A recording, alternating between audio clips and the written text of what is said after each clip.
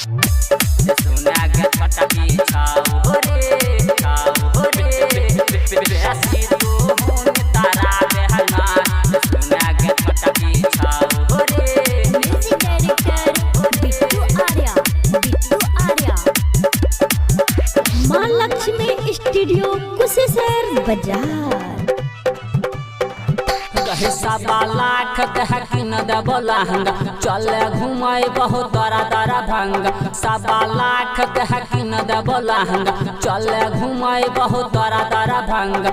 हमरा से नैन लड़ा बहना सुना के तू छाऊरी आ सुना के तू छाऊरी बेसी तू हुन तारा बहना सुना के तू छाऊरी ज्यादा तू हुन तारा बहना सुना के तू छाऊरी। सवा लाख के हकीन देबो लहंगा चले घुमाई बहुत दरा दरा भंगा। गई सवा लाख के हकीन देबो लहंगा चले घुमाई बहुत दरा दरा भंगा।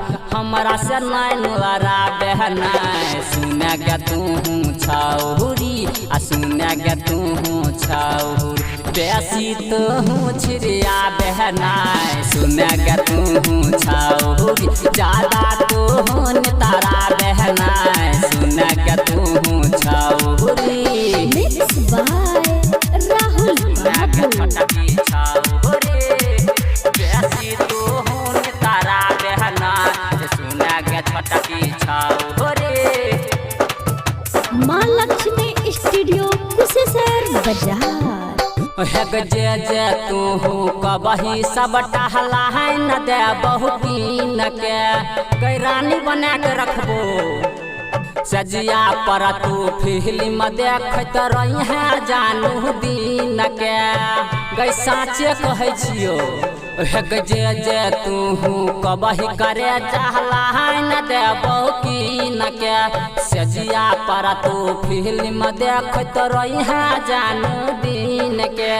प्यार वाला बात करबही प्यार वाला बात करबही रहत ही मौसम रंगीन गे सुना गे तू छाऊरी आ सुना गे तू छाऊरी ज्यादा तू छिरिया बहना सुना गे तू छाऊरी ज्यादा तू हुन तारा बहना सुना गे तू छाऊरी।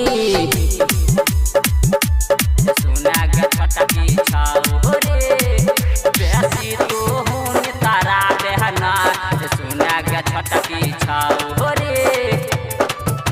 मां लक्ष्मी स्टूडियो कुशेश्वर बाजार।